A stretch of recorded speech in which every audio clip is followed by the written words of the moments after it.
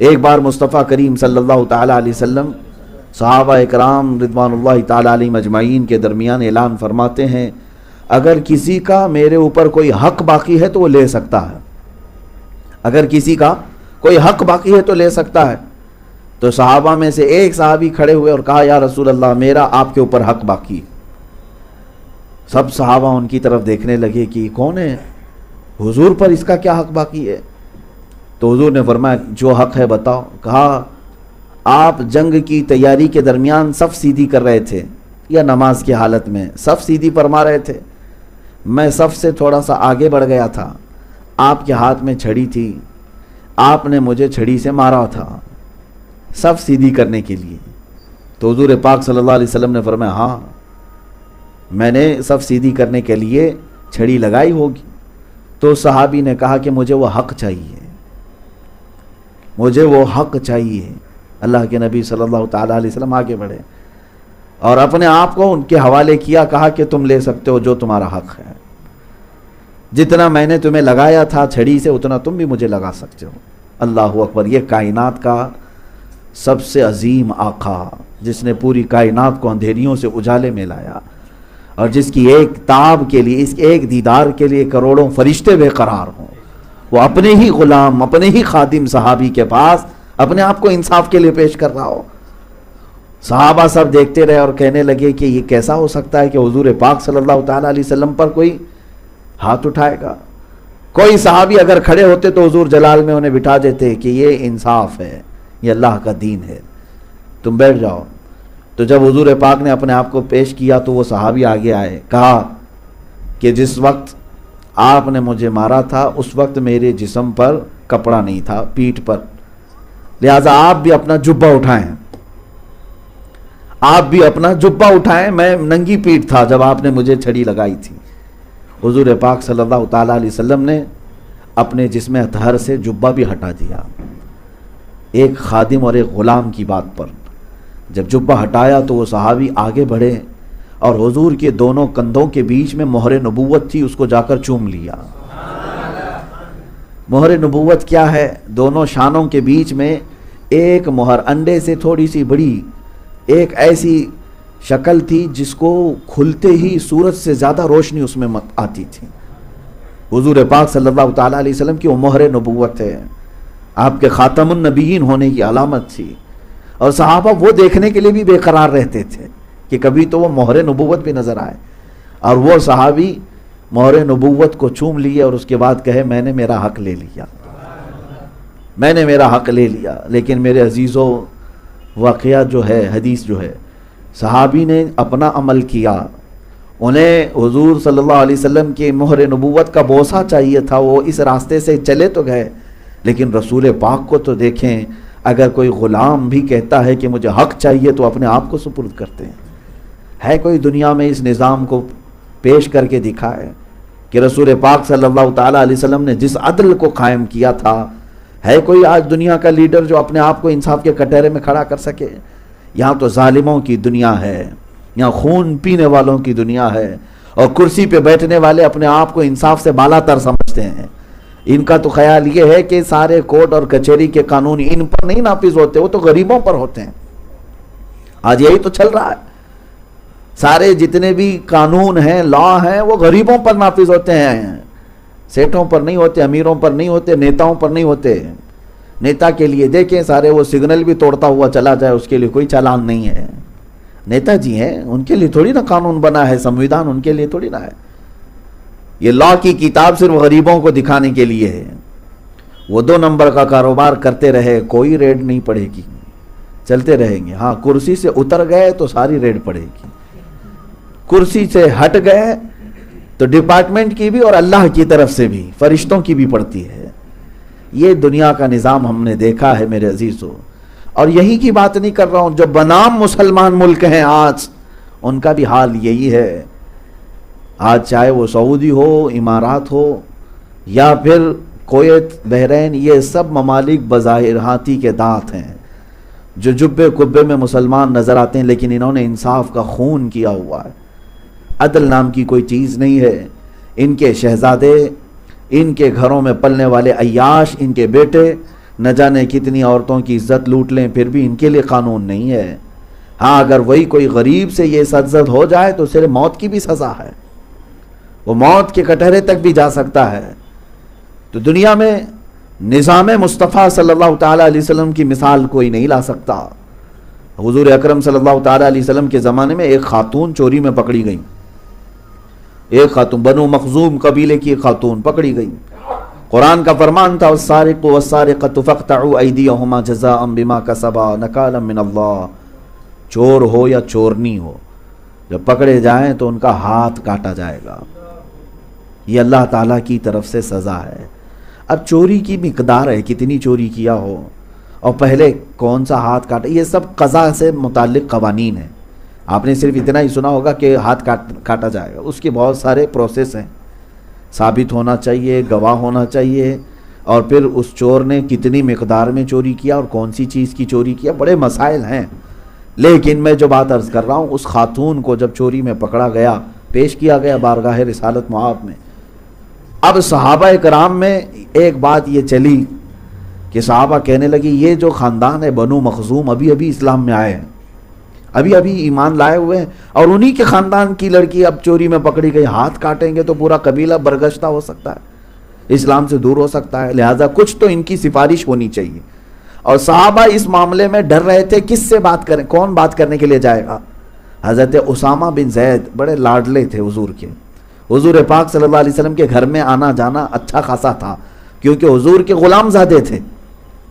حضور پاک صلی اللہ تعالیٰ علیہ وسلم کے بیٹے حضرت زید منہ بولے بیٹے تھے، ان کے بیٹے حضرت اسامہ بچپن سے حضور کے گھر میں آنا جانا، ازواج مطہرات کے سارے گھروں میں ان کا آنا جانا تھا، چھوٹی عمر کے تھے۔ تو سارے صحابہ نے حضرت اسامہ کو تیار کیا کہ جاؤ حضور سے یہ بات کہو کہ یہ جو خاندان کی لڑکی پکڑی گئی ہے اس کے ساتھ تھوڑا سا رعایت کی جائے، اسے چھوٹ دی جائے، یا پھر جو سزائے الہی ہے اس میں تھوڑا سا کمی کر دی جائے۔ حضرت اسامہ صحابہ کے ریپریزنٹیٹیو بن کر کے گئے، ان کے نمائندے بن کر کے گئے، اور حضور پاک صلی اللہ تعالیٰ علیہ وسلم کے پاس آئے، کہا یا رسول اللہ صلی اللہ علیہ وسلم، سب کا خیال یہ ہے کہ بنو مخزوم قبیلہ ابھی ابھی اسلام میں آیا اور انہی کی لڑکی پکڑی گئی اور آپ سزا سنا رہے ہیں، اس کو ہاتھ کاٹا جائے گا۔ حضور پاک صلی اللہ تعالیٰ علیہ وسلم نے حضرت اسامہ سے کہا یہ بات کس نے کہا تم سے؟ وہ ڈر گئے، کہا سارے صحابہ کا اس طرح خیال تھا۔ اللہ کے نبی صلی اللہ تعالیٰ علیہ وسلم جلال میں اپنے حجرے سے باہر آئے، سیدھے ممبر پر کھڑے ہو گئے، اور اللہ کے رسول صلی اللہ علیہ وسلم نے اس وقت جو خطبہ دیا، حضرت اسامہ کو بھی زجر کرتے ہوئے فرمایا کیا تو اللہ کے حدود میں سے کسی حد میں سفارش کرنے آیا میرے پاس، اللہ کے حدود میں؟ اور پھر حضور پاک صلی اللہ علیہ وسلم کے جلال کا انداز یہ تھا، فرماتے ہیں لو فاطمہ بنت محمد سرقت لقطعت یداہا، سنو اے لوگو، محمد کی بیٹی فاطمہ سے بھی اگر یہ کام ہوتا تو میں اس کے بھی ہاتھ کاٹتا، میں اس کے بھی ہاتھ کاٹ دیتا۔ تم تو بنو مخزوم قبیلے کی خاتون کے بارے میں کہہ رہے ہو، محمد صلی اللہ علیہ وسلم کی بیٹی میرے گھر میں اگر ایسا ہو جاتا بفرض محال۔ اللہ نے حضور کے اہل بیت کو ہر عیب سے پاک رکھا ہے، لیکن رسول پاک نے عدل کا وہ اعلیٰ نمونہ پیش فرمایا، ارشاد فرماتے میں ہاتھ کاٹ دیتا، اور پھر یہ جملہ ارشاد فرمایا تم سے پہلے والی قوموں کو اللہ نے ہلاک و برباد کیا، اس لیے کہ جب ان کے عزت دار لوگ گناہ کرتے تو انہیں سزائیں نہیں دی جاتی، جب ان کے غریب لوگ کام کرتے، گناہ کرتے تو انہیں سزائیں دی جاتی تھیں۔ لیکن اسلام عدل کا نام ہے، انصاف کا نام ہے، یہاں سب کو برابر رکھا جائے۔ عزیزان گرامی وقار، آج میں مانگ بھی یہی کرتا ہوں کہ یہ جو معاشرے میں ڈس بیلنس ہوتا جا رہا ہے، لوگ آج دیکھ رہے ہیں کہ ہمارے ہاں بھی قوانین خطرے میں آ گئے، ہمارا لا خطرے میں آ گیا، یہاں جس کی لاٹھی اس کی بھینس چل رہا ہے، اور اگر امن و امان چاہتے ہو تو مجھ سے مشورہ لے لو کہ نظام مصطفیٰ قائم کرو، حضور پاک صلی اللہ تعالیٰ علیہ وسلم کے قوانین کو اڈاپٹ کر کے تو دیکھو امن و امان آئے گا۔ یہ جو جگہ جگہ ریپ کے کیسز بڑھتے ہیں، چوری کے کیسز بڑھ جاتے ہیں، قتل و غارت مرڈر کے یہ جو کیسز ہیں، اس کے لیے اسلام نے جو حدود رکھے ہیں، جو پابندیاں رکھی ہیں، اسے نافذ کر کے تو دیکھو۔ اب یہ میری بات کو سن کر کے کوئی ہو سکتا ہے واویلا مچا ہے، لیکن میرے عزیزو، ہم نے ان بڑے نیتاؤں سے بھی سنا ہے جن کا اسلام سے تعلق نہیں، جب کئی بیٹیوں کی عزت اچھالی گئی تو انہوں نے بھی آواز یہ اٹھائی کہ اسلامی قانون ہونا چاہیے. اسلامی قانون کے طور پر ہمارے ممبئی کے ہی کئی بڑے بڑے دگج نیتا جن کو کہا جائے, انہوں نے بھی مطالبہ کیا تھا کہ اسلام میں جو قانون ہے ریپ پر, زنا پر, وہ نافذ کر دو تاکہ دوسرا کوئی ایک کام کرنے سے ہمیشہ کے لیے گھبرائے. تمہیں کسی نہ کسی دن احساس ہوگا کہ نظام مصطفیٰ ہی پوری کائنات کو امن بخشتا ہے. عزیزان گرامی وقار, عدل اور انصاف کے ترازو کو اگر کہیں مثالوں میں دیکھنا ہو تو اسلام کے دائرے میں دیکھو.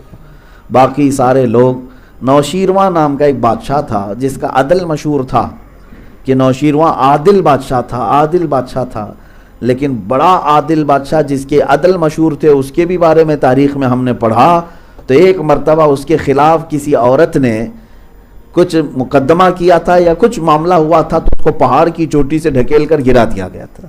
یہ وہ عادل لوگ ہیں جن کا عدل مشہور ہے. میرے عزیزو, رسول پاک صلی اللہ تعالیٰ علیہ وسلم کے نظام میں ایسا کوئی عدل کے خلاف کام کرنے والا تمہیں نظر نہیں آئے گا. وقت کا خلیفہ بھی, حتیٰ کہ حضرت عمر ابن خطاب رضی اللہ تعالیٰ عنہ جب خلیفہ تھے, جانتے ہیں آپ, جو گورنر آپ نے منتخب کیے ہوئے تھے, ہر شہر کا ایک ایک گورنر, ہر مہینے ان کی خبر گیری کے لیے قاصد بھیجتے تھے. یہ گورنروں کو دیکھ کر کیا ہو کس شان سے رہ رہے ہیں. اگر کسی گورنر کے پاس عمدہ نسل کا گھوڑا دیکھتے تو دوسرے دن اس گورنر کو طلب کر لیتے تھے کہ یہ گھوڑا تمہارے پاس کہاں سے آیا, کہیں پیسوں کی لین دین ہیرا پھیری تو نہیں شروع کر دیا, آپ کو شہر کا گورنر بنایا گیا, تمہارے پاس گھوڑا کیسے آیا. انہیں حساب دینا پڑتا حضرت عمر فاروق کے پاس. اگر کوئی نیا گھوڑا خرید بھی لیتا, گورنر کی بات کر رہا ہوں, ہاں حضرت عمر فاروق کے نظام میں یہ تھا کہ عام آدمی جو چاہے خرید لے, لیکن گورنر کی سیٹ پر بیٹھنے والا اگر ایک سواری نہیں خرید لیتا تو اس سے باز پرس ہونا شروع ہو جاتی. یہاں تک کہ اگر کوئی قیمتی لباس پہنتا تو حضرت عمر اسے طلب کرتے اور دوسرے گورنر کو وہاں بھیج دیتے. آؤ تم مسجد نبوی میں بیٹھو, اعتکاف میں بیٹھو, اب تمہارا کام عبادت کا ہے. گورنری ان سے ختم کر دی جاتی. اب یہاں سے ایک بات میں یہ بھی بتا دوں, حضرت خالد بن ولید, کون نہیں جانتا سیف اللہ کو, زندگی میں 125 جنگیں لڑیں اور ہر جنگ میں اللہ نے انہیں فتح عطا فرمایا. لیکن جانتے ہیں حضرت عمر فاروق رضی اللہ تعالیٰ عنہ کا زمانہ آیا, حضرت خالد کب سے لڑ رہے ہیں, حضور کے زمانے سے, حضرت ابو بکر کے زمانے میں, حضرت عمر کے زمانے میں بھی جنگوں میں شرکت کرتے رہے, لیکن سپہ سالار آپ ہی رہتے تھے. اکثر جنگوں کا سپہ سالار آپ کو رکھا جاتا تھا. حضرت عمر آئے تو حضرت خالد بن ولید کو ان کے عہدے سے معزول کر دیا, معزول کر دیا. لوگوں کو ایسا لگتا ہے کسی کو عہدے سے ہٹا دینا یہ عیب کی بات ہے. حضرت عمر, اور وہ بھی کس کو معزول کر رہے ہیں, خالد بن ولید کو, جن کو خود رسول اللہ نے سیف اللہ کہا ہے. اور حضرت خالد نے کوئی اعتراض نہیں کیا کہ مجھے کیوں ہٹایا گیا, مجھ سے بڑا کوئی جنگجو ہے, مجھ سے بڑا کوئی سپہ سالار ہے. ہٹ گئے, اپنے گھر پر آرام فرمانے لگے. حضرت عمر ابن خطاب رضی اللہ تعالیٰ عنہ کے پاس کئی لوگ آئے, امیر المومنین, دیکھیں اسلام کا کیسا نظام ہے. کہا کہ آپ کو ان سے کیا مطلب تھا, وہ جس جنگ میں جاتے ہیں فتح ان کے قدم چومتی ہے, کامیابی ان کے قدم چومتی ہے اور فتح کا جھنڈا گاڑ کر آتے ہیں, آپ نے انہیں معزول کر دیا. سنیں سیدنا عمر ابن خطاب کیا فرماتے ہیں, اللہ ایمان ہو تو ایسا ہو. فرماتے ہیں خالد بن ولید کی ساری صلاحیتیں اپنی جگہ پر, ان کی قیادت, ان کی سپہ سالاری اپنی جگہ پر, میں نے معزول اس لیے کیا کہ دنیا کو یہ پتہ چلے کہ ہم جو فتح حاصل کرتے ہیں وہ خالد کی وجہ سے نہیں, اللہ کی وجہ سے. ہاں, کوئی ذہن میں یہ بات نہ رکھ لے کہ خالد بن ولید ہے اس لیے ہی فتح ہوتا ہے. ہم دنیا کو یہ بتانا چاہتے ہیں ہم اللہ کے بندے ہیں اور محمد عربی کے غلام ہیں. ابھی جو بات میں نے تھوڑی دیر پہلے کہا کہ دین کسی سے نہیں ہے کہ اس کے بغیر دین نہیں چلے گا, ایسا نہیں ہے. بہرحال یہ عدل کے بہت سارے نمونے ہیں. خلفائے راشدین کی زندگی میں آپ دیکھیں, صحابہ کی زندگی میں آپ دیکھیں, تابعین, اولیاء کاملین کی زندگیاں ہیں.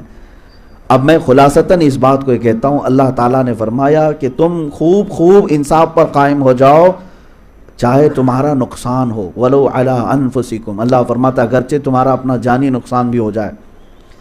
اَوِ الْوَالِدَيْنِ وَالْأَقْرَبِينَ, یا تمہارے والدین کا نقصان ہو رہا ہے یا رشتہ داروں کا نقصان ہو رہا ہے, لیکن انصاف کو نہیں چھوڑنا. یہ کس بات پر آ رہا ہے؟ گواہی دینے کے لیے، اللہ کے لیے گواہی دیتے ہوئے انصاف پر قائم ہو جاؤ۔ اللہ کے لیے گواہی دینا کیا ہے؟ تم لا الہ الا اللہ محمد الرسول اللہ پڑھتے ہو، یہ انصاف ہے۔ اور جب تم اس گواہی پر کھڑے ہو جاؤ گے، ہو سکتا ہے تمہارا نقصان ہو، تمہیں گھر سے باہر کر دیا جائے گا، ہو سکتا ہے تمہارے والدین کا نقصان ہو یا رشتہ داروں کا، لیکن اللہ فرماتا ہے تم اس پر خوب قائم ہو جاؤ، یہ سارے نقصانوں کی تلافی ہو جائے گی، بھرپائی ہو جائے گی۔ اور رب تعالیٰ یہ بھی فرماتا ہے جس پر تم گواہی دے رہے ہو، چاہے وہ غنی ہو یا فقیر ہو، اللہ تبارک و تعالیٰ ساری چیزوں کو جانتا ہے۔ اب یہاں پر ایک دوسرا مسئلہ ہے کہ کبھی تمہیں وٹنس بنا کر کے پیش کیا گیا، گواہ بنا کر، تو یہ نہیں دیکھنا کہ میں جس کی گواہی دینے کے لیے جا رہا ہوں یہ مالدار آدمی ہے، گواہی اس کے حق میں دے دوں گا تو کوئی لفافہ مجھے پہنچا دے گا، اور اگر کوئی غریب آدمی ہے تو اس کے خلاف تم نے گواہی دے دی، جھوٹی گواہی دے دی۔ اللہ کی بارگاہ میں اس کی سخت پکڑ ہے۔ رب تعالیٰ یہاں فرماتا ہے فَلَا تَتَّبِعُوا الْهَوَىٰ أَن تَعْدِلُوا، خواہش کے پیچھے مت بھاگو، حق سے الگ ہو کر کے، عدل کو چھوڑ کر کے تم خواہش کے پیچھے مت جانا۔ پہلے کے لوگ اس طرح سے کرتے تھے، اپنے مالدار لوگوں کی حمایت میں گواہی دینے کے لیے چلے آتے تھے کہ نہیں ہمارے سیٹھ صاحب تو کبھی ایسا نہیں کیے، چاہے دیکھا ہو نہیں دیکھا ہو، لیکن گواہی دینے کے لیے بہت سارے آ جاتے۔ آج بھی یہ نظام ہمیں دیکھنے کو ملتا ہے۔ میں پورا یقین اور جزم کے ساتھ نہیں کہتا، لیکن سنی ہوئی بات ہے کہ کورٹ کے باہر ایسے بہت سارے گواہ بکتے بھی ہیں، خریدے بھی جاتے ہیں ان کو، اور ضمانت کے پیپر بھی لے کر کے بیٹھے، ان کا اور کوئی بزنس نہیں ہوتا، کوئی دھندا نہیں ہوتا، یہی کام رہتا ہے۔ تو پولیس کے پاس بھی ایسے کچھ گواہ رہتے ہیں۔ ہمارے ساتھ خود ایک معاملہ پیش آیا، میں آپ کو بتا رہا ہوں۔ کورٹ میں، عدالت میں موجود یہاں کے نظام کے اعتبار سے میں آپ کو بتا رہا ہوں، ایک بوڑھے میاں کو، وہ شاید عمر کے 60-65 سال کی عمر کا ہوگا، اور دماغی توازن پتہ نہیں، چڑ تھا، کورٹ میں آیا ہوا تھا، اور پیشی تھی وہاں پر، پیشی وہاں پر موجود تھی، تو وہ آیا بیچارہ بڑی تیاری کے ساتھ، صبح کے وقت آیا۔ وہاں پر کورٹ میں 6 لوگ کھڑے ہوئے تھے اور ان کا مقدمہ چل رہا تھا، اور ان کے مقدمے کے ٹائم پر جو ایویڈنس چلتے ہیں، یہ گواہ بلائے جاتے ہیں۔ میں اس کا عینی شاہد ہوں، آپ کو بتا رہا ہوں۔ جج نے گواہ کو پیش کرنے کا حکم دیا، پولیس یہ بوڑھے میاں کو، چاچا کو لے کر کے آئی۔ یہ کٹہرے میں آئے، وہاں کیس کیا چل رہا تھا میں آپ کو بتاؤں۔ وہ جو 6 لوگ تھے جن کو کورٹ میں رکھا گیا تھا، وہاں کھڑا کیا گیا تھا، ان کا مسئلہ کسی پراپرٹی کا چل رہا تھا کہ ان لوگوں نے زبردستی کسی کی پراپرٹی قبضہ کی ہوئی ہے، اس پر گواہ بن کر چاچا آئے ہوئے تھے۔ تو یہ چاچا جب کھڑے ہوئے تو جج نے پوچھا کہ آپ ان کو پہچانتے ہو؟ تو جاتے ساتھ وہ بھڑک گئے، کہا کہ یہ 6 لوگوں نے نہیں مارا ہے مجھ کو، انہوں نے نہیں مارا ہے مجھ کو، مجھے تو میرا بیٹا اور اس کا دوست مل کر کے مارے تھے۔ بار بار یہی جملہ دہرا رہے ہیں۔ تو جج نے پوچھا کہ آپ کا مسئلہ کیا ہے؟ ہم یہ پوچھ رہے ہیں کہ یہ 6 لوگ جو زمین پر قبضہ کیے ہوئے ہیں، آپ ان کو جانتے ہیں؟ کہا نہیں، انہوں نے نہیں مارا مجھ کو۔ مسئلہ یہ تھا، میں آپ کو بتاؤں، اس بوڑھے کا بیٹا اور اس کا دوست دونوں مل کر کے باپ کے ساتھ بدتمیزی کی ہے، مار پیٹ بھی ہوئی۔ اس دن یہ کمپلینٹ کرنے کے لیے پولیس اسٹیشن گئے چاچا، اور وہ 6 لوگ کسی زمین کے معاملے میں وہاں پر لڑ رہے تھے، ان کو بھی پولیس اریسٹ کر کے لائی ہوئی تھی، تو ان کے معاملے میں چاچا کو گواہ بنا کر کورٹ میں پیش کیا گیا۔ یہ معاملہ میرے سامنے کا ہے، اس کا ٹیکہ لے جاؤ، اس کو بھیڑا دو، اس کا ٹیکہ لاؤ، اس کو بھیڑا دو، اور اس کے بعد پولیس شرمندہ بھی ہے۔ بعد میں جج نے پھٹکار بھی لگائی کہ میاں اس کا مسئلہ کیا ہے؟ تب پھر اس نے کہا کہ میری تو کمپلینٹ لی ہی نہیں گئی ہے، مجھے پتا نہیں کسی اور کا یہاں پر گواہ بنا کر کے پیش کیا جا رہا ہے، میرا اپنا جو مدعا تھا، میری کمپلینٹ تو لکھو کہ میرے بیٹے نے مجھے مارا تھا، میرے بیٹے کے دوست نے مجھے مارا تھا۔ میرے عزیزو، یہاں پر یہ معاملات چلتے ہیں کہ راہ چلتا ہوا آدمی بھی ان کے ہتھے چڑھ جائے تو گواہ بن جاتا ہے۔ اسی وجہ سے نظام درہم برہم ہوتا ہے، اور پھر اگر ہم کچھ بات کہیں تو انہیں برا بھی لگتا ہے، اور پھر واٹس ایپ کے پیچھے بھی، اسٹیٹس کے پیچھے بھی لگ جائیں۔ کہ آپ سخت بات کرتے ہو، اس سے جو ہے نظام درہم برہم ہوتا ہے، ہمارے بولنے سے نظام برہم ہوتا ہے، اور تم 100 چوہے کھا کر بیٹھے ہوئے ہو. یہ تو ساری دنیا دیکھ رہی ہے. عزیزان گرامی وقار، انصاف کا خون جو ہوتا ہے اس کی ایک مثال یہ بھی میں عرض کروں. تریپورہ میں آج تشدد ہوا، سب کو پتہ ہے. وہاں مسجدیں میں آگ لگائی گئی، بہت سارے لوگوں کو مارا گیا، ظلماً مارا گیا. ابھی 8 دن پہلے تو پولیس والے آ کر کے بیان دے رہے تھے ایسا کچھ بھی نہیں ہوا، یہاں پہ ایسا کچھ بھی نہیں ہوا. ہم بھی خاموش رہے، کیونکہ ہم واٹس ایپ کی یونیورسٹی پر بھروسہ نہیں کرتے کہ اس میں آنے والی خبریں ادھر کی ادھر لگا کر کے پیش کر دی جاتی ہیں. میں نے کچھ لوگوں کو منع بھی کیا، جب تک آتھینٹک خبر نہ ملے کوئی بھی ایکشن مت لینا، کہ جب تک آپ کو حقیقی خبر وہاں کی نہ مل جائے کہ حقیقت میں ہوا کیا ہے. پولیس نے جب آ کر کے سامنے بڑے ذمہ دار ادھیکاری نے بیان دیا کہ نہیں ایسا کچھ نہیں ہوا، واٹس ایپ والے پھیلا رہے ہیں، میں بھی خاموش تھا. پھر ابھی ایک ڈیلیگیشن جانا شروع ہو گئے، جو ہیومن رائٹس کی تنظیمیں ہیں، این جی اوز ہیں یا علماء ہیں، یہ خود تریپورہ جانا شروع کر دیے کہ جا کر کے دیکھتے ہیں. ہم بھی اسی انتظار میں تھے. اب 1-2 تنظیمیں وہاں خود جا کر کے دیکھیں تو کئی مسجدیں حقیقت میں جلی ہوئی تھیں، آگ لگی ہوئی تھی، وہاں پر راکھ کا ڈھیر تھا. تو پھر آخر یہ کون لگایا تھا؟ آپ تو کہہ رہے تھے یہاں ایسا کچھ بھی نہیں ہوا. یو این اے کے بڑے ذمہ دار ادارے تک یہ بات پہنچ گئی. ہاں، امریکی ایک ادارہ ہے جو مذہبی تشدد کے خلاف پوری دنیا میں کام کرتا ہے، انہوں نے ایک رپورٹ یہ پیش کی کہ تریپورہ میں ظلماً تشدد کیا گیا مسلمانوں کی مساجد کے ساتھ. وہاں سے رپورٹ آنے لگی. اب یہ باہر آ کر کے کہنے لگے ہاں ہوا تو ہے، لیکن ہمارے علاقے کے لیے نہیں، باہر کے لوگ آ کر کے گئے. ابھی تو آپ کہہ رہے تھے کہ کوئی چور ہے ہی نہیں، وہ تو لومڑی ہے. تھوڑے دنوں کے بعد کہنے لگے کہ نہیں ہاں چوری تو ہوئی ہے، لیکن وہ ہمارے ہاں سے نہیں، باہر سے آ کر کے کی. اب میں آپ کو بتاؤں، ریلی نکال کر پرتشدد نعرے لگانے والے ایک طرف، مسجدوں کو آگ لگانے والے ایک طرف، مار پیٹ کرنے والے، خونہ خونی کرنے والے ایک طرف، لیکن ان غریب مظلوموں کی درد فریاد رسی کے لیے جو گئے. 2 دن کی بات کہہ رہا ہوں، دلی سے علماء کا ایک ڈیلیگیشن گیا تریپورہ میں، جس میں ہمارے عزیز علماء بھی موجود ہیں. وہاں جب جا کر کے وہ حالات معلوم کر رہے تھے تو پولیس آ کر کے ان کو اریسٹ کر کے لے گئی اور ان پر UAPA کا قانون لگا کر اندر ڈال دیا. یہ کوئی عام لوگ نہیں تھے. تحریک فروغ اسلام ایک ذمہ دار تحریک پورے ہندوستان بھر میں کام کر رہی ہے. اس کے صدر اور دوسرے علماء وہاں پر پہنچے تو بغیر کسی جرم کے پولیس نے 3 دن، اب تیسرا دن ہے، انہیں اندر رکھا ہوا ہے. مجھے ایڈوکیٹس کے ذریعے سے یہ سننے میں آیا کہ ان پر سخت دھارا لگائی گئی. پہلے تو وہ لوگ مجھ سے رابطے میں تھے، بتا رہے تھے کہ ہم کو یہ کہہ کر کے لے جایا گیا کہ آپ کی سیکورٹی کو خطرہ ہے، آپ آئے ہمارے ساتھ، SP صاحب بات کریں گے. وہاں لے جا کر کے میٹنگ کرتے کرتے ان کو نوٹس پکڑائی، آپ کے اوپر ایک دھارا لگتی ہے کہ آپ نے یہاں فساد مچانے کا کام کیا ہے. یہ ہے عدل. کسی غریب کے گھر خیریت پوچھنے جائیں تو آپ فسادی ہو گئے، آپ وہاں کا ماحول خراب کرنے والے ہو گئے. اور جن لوگوں کو تم نے بلا کر ریلیاں کی اور ان کے پیچھے جے جے کے نعرے لگاتے رہے، ان میں سے کتنوں کو گرفتار کیا؟ یہ عدل ہے، یہ انصاف ہے، جس کو آج دنیا تھو تھو کر رہی ہے ان تمام معاملات کو. عزیزان گرامی وقار، یہ چہرہ کب تک چھپا رہے گا؟ اس کو واضح تو کرنا پڑے گا. ان علماء کا کیا قصور ہے مجھے بتائیں؟ وہ دلی کی سرزمین سے چل کر، ان میں سے کسی نے نعرہ لگایا؟ کسی نے جا کر کے وہاں کے مسلمانوں کو بھڑکایا کہ آؤ باہر سڑکوں پر آؤ؟ یہ تو خیر خیریت معلوم کرنے گئے تھے. بس مسئلہ یہ ہے کہ یہ یہاں کے حالات دیکھ کر کے آئیں گے تو ہمارا اصلی چہرہ دنیا کو بتائیں گے. تو ان کو اندر کر دیا ہے، اور وہ بھی سخت دھارا لگا کر.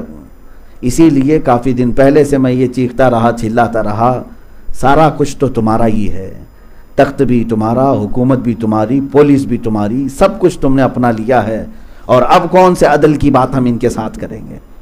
عزیزان گرامی وقار، یہاں دل درد کرتا ہے کہ انصاف کا خون کرتے کرتے یہ اس منزل کو پہنچ گئے کہ اب یہاں پر نام کی ڈیموکریسی رہ گئی اور اصل میں ڈکٹیٹرشپ قائم ہو گئی. تانا شاہی جس کو کہا جائے، جس کی لاٹھی اس کی بھینس. اس نظام کے خلاف آواز اٹھانے کی ضرورت ہے.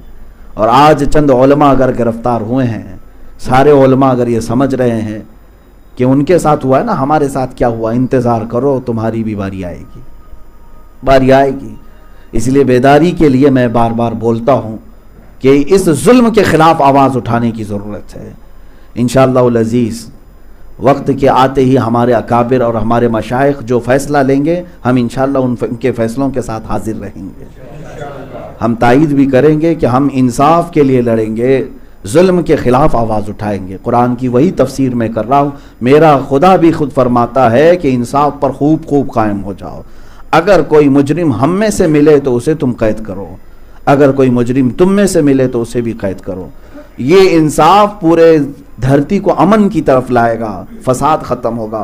اور ڈپارٹمنٹ جنہوں نے خاکی وردی پہنی ہے ان کو ان کی بات یاد دلا دیں کہ آپ نے اوتھ لیا ہے، قسم اٹھائی ہے، حلف لیا ہے، شپت لیا ہے آپ نے، کیا کہہ کر کے کہ سارے لوگوں کو میں ایک نظر سے دیکھوں گا، قانون کے خلاف جو جائے گا اس کو میں کٹہرے تک پہنچاؤں گا۔ لہٰذا تم جب تک اس انصاف پر قائم رہو گے تمہاری دنیا میں عزت ہے، اور ہر کوئی تمہیں سلام بھی پیش کرے گا کہ انصاف والا ایک آفیسر تھا، انصاف پسند آفیسر تھا۔ تم اپنی ڈیوٹی کو پوری کرو، اپنے معاملات کو پوری کرو۔ یہ حکومتیں تو آتی جاتی رہیں گی، تم اگر آج ان کی وفاداری میں چند لوگوں کو قید کر کے مار رہے ہو تو انتظار کرو، چند دنوں کے بعد تختہ پلٹ گیا، دوسرے آ گئے، تب تم کیا کرو گے؟ ان کے پیچھے دم ہلاؤ گے، ان کے پیچھے دم ہلاؤ گے۔ میاں کتا بھی اپنا مالک بدلتا نہیں ہے۔ یہاں پر آپ سب سے میں یہ گزارش کرنا چاہتا ہوں کہ ہمارا جو ملک امن و امان کا گہوارہ بنے تو انصاف قائم ہونا ہوگا۔ کسی ایک کمیونٹی یا کسی ایک جماعت کو ٹارگٹ کبھی نہ کیا جائے، چاہے وہ ہندو ہوں، سکھ ہوں، مسلمان ہوں، عیسائی ہوں۔ یہ جو آج پوری دنیا کو آتنکواد اور دہشت گرد کا لیبل دیتے تھے، سب سے بڑے دہشت گرد تو یہ آتنکی ہیں جو جگہ جگہ فساد